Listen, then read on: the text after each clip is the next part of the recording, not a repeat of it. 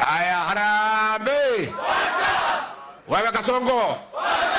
William Ruto wewe. Wewe Arap Mashamba. Wewe mwizi. Wewe muongo. Wewe mtu ya kudharau Kalonzo. Mtu ya kudharau Wakamba. Aende asiende. Aende asiende. Atembee asitembee. Wangapi wanasema Kasongo aende? Nimekuja kusikiza ground. Ground ya hapa Ukambani nasema nini? Ate ground inasemaje? Ate ground inasemaje? Harambee. Wewe Ruto. Wewe Kasongo. Wewe Arap Mashamba. Wewe muongo. Wewe mwizi. Wewe Kasongo. Asante sana. Haya Gen Z, peace. Sasa Waito. Nimekuja kusikiza ground. Ground ya hapa Ukambani inasema nini? Ate ground inasemaje? Ate ground inasemaje? Harambee. Wewe Ruto. Wewe Kasongo. Wewe Arap Mashamba. Wewe muongo. Wewe mwizi. Wewe Kasongo. Asante sana. Mimi nataka niseme sisi tumekuja hapa na kikao ya leo hapa Sekuru. Safari ya kuunda serikali ya 2027 imeanza. Sisi tumekuja hapa kusema huyu kiongozi wenu Kalonzo Musyoka tumeketi na yeye. Tumeketi na Eugene Wamalwa. Tumeketi na Fred Matiang'i. Tumeketi na Martha Karua. Tumeketi na viongozi wengi na tumekubaliana ya kwamba pahali Kenya iko lazima tusikizane na tupendane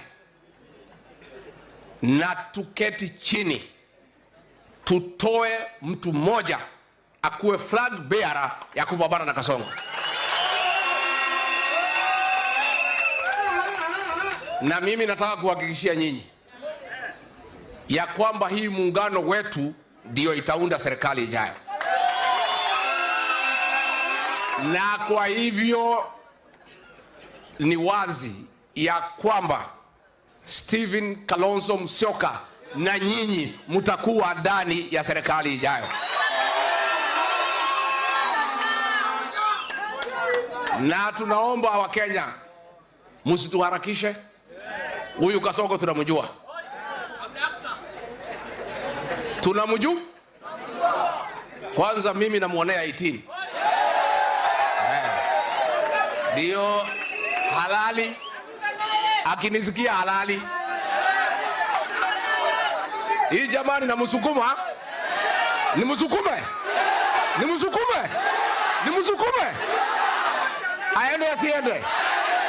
Aende asiende.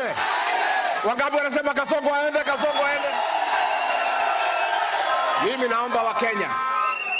Mimi naomba wa Kenya mutulie. Mtupatie nafasi. Msituharakishe kutangaza flag bearer. Asiwekewe mawe kwa barabara. Si ndio? Lakini mtuamini ya kwamba kati yetu hapa tutatoa kiongozi na serikali ni kuu. Mmoja atakuwa president, mwingine atakuwa deputy, mwingine atakuwa prime, mwingine atakuwa speaker. There is enough space for all of us. But the most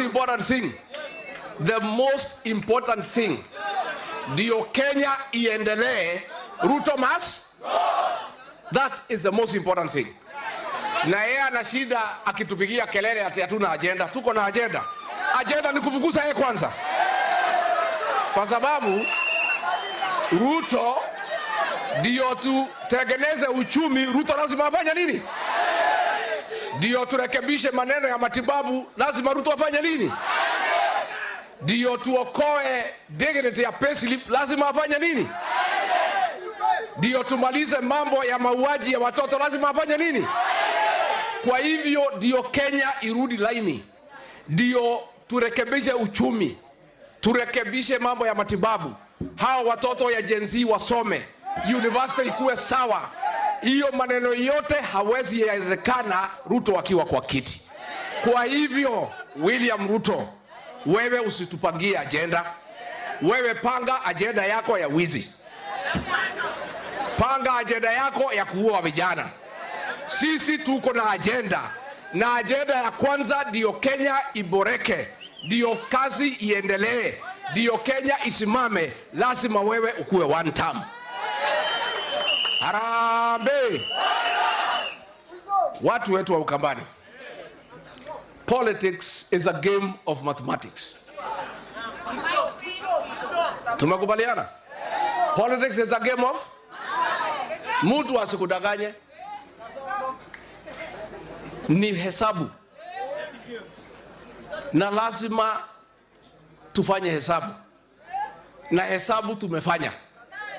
Na hesabu imekamilika. Nyinyi nataka kumtangazia yenu, sasa mfanye yenu. Wengine mtuachie yetu. Huyu William Ruto anamdharau huyu Kalonzo. Si mnajua? Na anadharau Wakamba. Ndio uliona Mudhama amekuwa chairman ya UDA. Kuliko ampatie kiti ya waziri akamtuma huko bunge. Na kusema hii Wakamba hakuna haja ya kushughulika na hao. Sasa mimi nataka nyinyi, siku Kalonzo ametembea na Raila, yeye na jamii mumefanywa madharau, kweli ama uongo? Wakati ya jamii ya Wakamba ya kurudisha heshima yao imefika.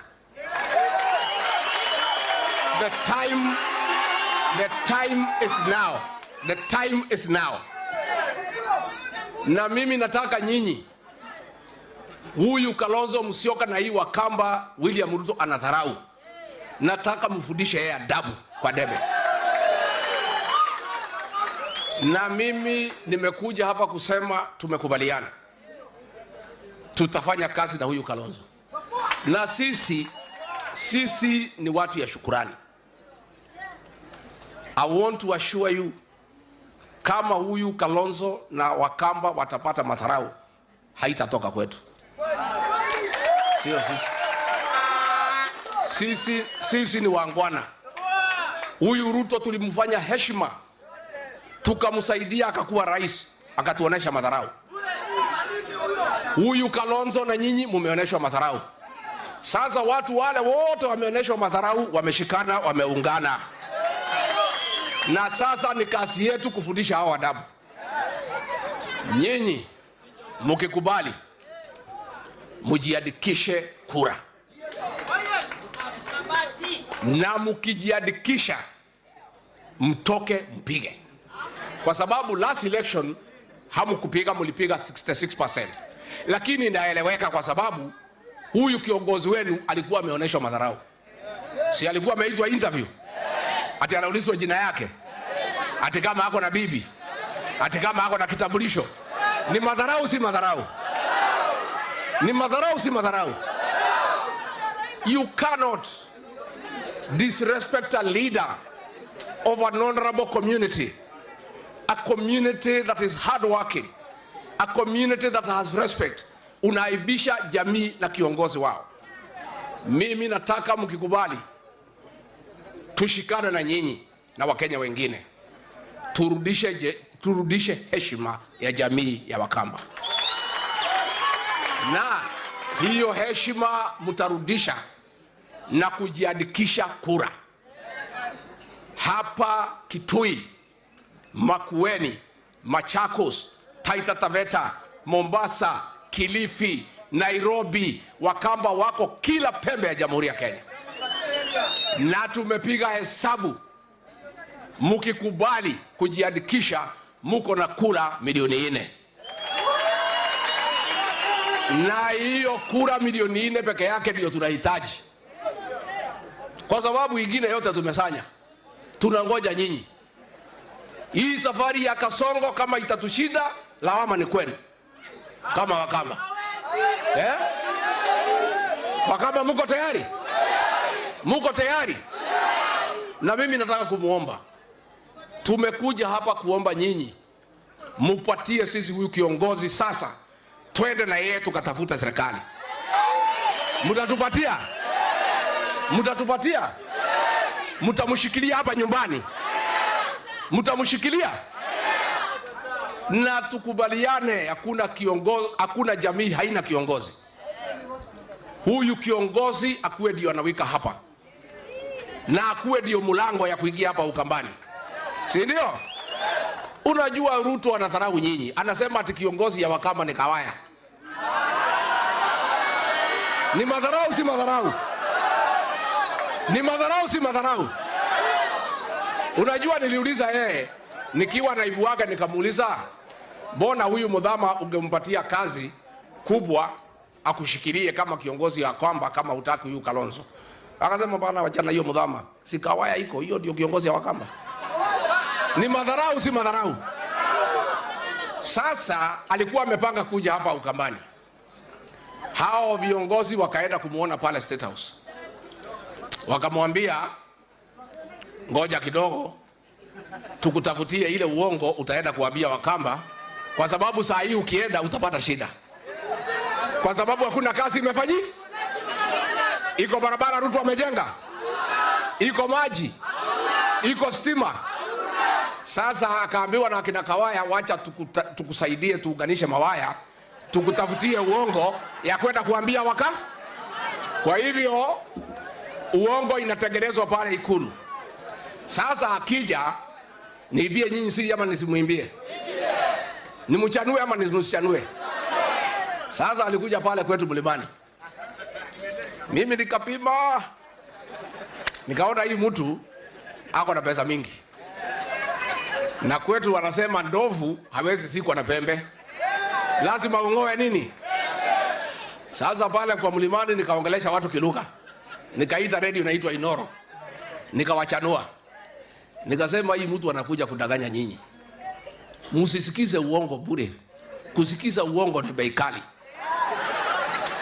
Nikaambia hii Wakikuyu na Wameru na Waembu, kwenda mkutano yake ni ngiri 2 kumsikiza. Kupiga makofi ni 1000. Kucheka ni 500. Sekuru wewe. Sasa nyinyi nataka kuchanua nyinyi.